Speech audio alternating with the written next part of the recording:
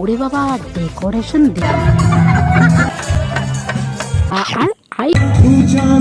High, আমি রাধা, আর আমি চলে গেলাম আবার একটা শানদার বিয়ে বাড়িতে। ওরে বাবা, ডেকোরেশন দেখেই তো আমার মাথা ঘুরে গেল। আর এখানে ছিল ব্রাইড। চলো ওখানকার সব থেকে ফানি জিনিস দেখাই। আর এদের দেখে মায়ের রিয়াকশন দেখো। খুব মজা লাগছে না?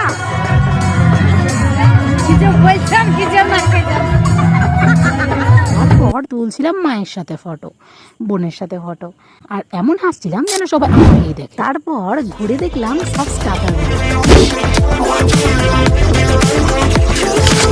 গিয়ে দেখি এখানে তো স্টার্টার নয়, মেলা বসেছে।